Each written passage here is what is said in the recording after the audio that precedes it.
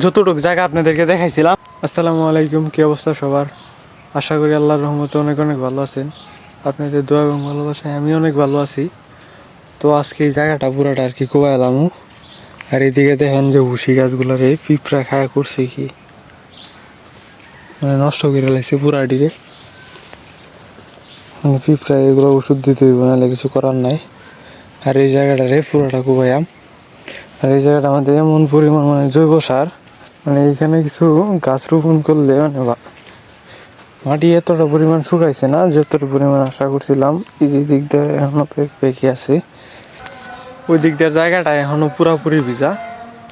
ওই দিক দিয়ে জায়গাটা কুবাইলে আর কি কষ্ট হয়ে যাবে, অনেক কষ্ট হবে বলতে কুবানিও নাও যাইতে পারে, কারণ যেই পরিমাণ ওই দিক দিয়ে এখনো কাদা কাদা রয়েছে। এই যে কলা গাছটাতে যে এই দিক দিয়ে আর কি শুকনা, আর ওই দিক দিয়ে অনেকটা পরিমাণ ভিজা আর কি, মানে পেকের মতো। তো দেখি কতটুকু কুবানো যায় আর কি, যতটুকু কুবানো যায় ততটুকু কুবাবো। তারপরে আর একটু জায়গা আছে দিঘির পার, ওইটাও কুবাবো গিয়া। এখন চালু চালু করে আর খুব তাড়াতাড়ি করে আর কি কিছু লাগাই দিব, না হইলে দিন যাইতেছে, যেহেতু গাছগুলা লাগাই দিলে চালু চালু করে বড় হয়ে যাবো আর কি। এই কারণে আগে ভাগে লাগাই দিলে ফসল আগে ভাগে হইব। যতটুকু জায়গা আপনাদেরকে দেখাইছিলাম ততটুকু জায়গা কিন্তু কুবানো অলরেডি শেষ। এই বাকি যে জায়গাটা আছে এই জায়গাটা কিন্তু অনেক পরিমাণ কাদা, মানে কাদা বলতে গেলে এখনো মানে অনেক পরিমাণে জায়গাটা তখন প্যাক রয়েছে আর কি, পাড়া দিলে টাই পাতায়। এই জায়গাটা কুবাইতে গেলে অনেক কষ্ট হইব। আর এই দিক দিয়ে বাকি অতটুকু জায়গা কুবাই হালছি। আর এই দিক দিয়ে যে জায়গাটা আছে এই জায়গাটা বিশেষ করে অনেক মনে করেন এই যে পাড়া দিতেছি দেখেন, এই দেখেন বুঝছেন নেপে যাইতেছে। এই জায়গাটা অনেক অনেক এখনো প্যাক রয়েছে। যত কষ্ট হোক দিয়ে কুবানির লাগে আর কি চেষ্টা করলাম। কুবায়ত হয়ে গেলে আর একটু মাটিটা হয়তো বা টানবো রোদ্রে। আর এই যে উপরের গাছের লাইগা, এই উপরের গাছের লাইগা আর কি রোদটা ঠিক মতো পড়ে না এই জায়গাটাতে। তো এই জায়গাটা কুবানোর পরে আর একটা কূপ দেওয়ার পরে আর কি এই গাছের ডালপালা যা আছে সব কাইটা দিব। আর দেখি বাকি জায়গাটা কুবাইতে পারি কি না এখন, কারণ সকালে খাই নাই। আর যখন আইছিলাম সূর্য ছিল ওই যে ওই জায়গায়, আর এখন সূর্য মনে হয় ওই এই যে জায়গায় দেখছেন সূর্য ওই জায়গায়, আর তখন এই জায়গায় ছিল সূর্য। অনেকক্ষণ আগে আইছি কিন্তু খিদাও লাগছে, খাই নাই, এর আগে আইছি এই কারণে আর কি খাই নাই।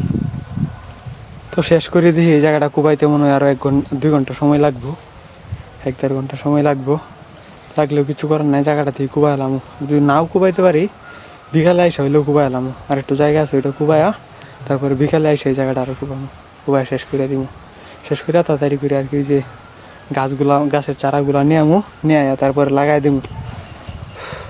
আর অল্প একটু জায়গা কিন্তু বাকি রয়েছে, ওইটা বিকালে আইসা দেখি কুবামু।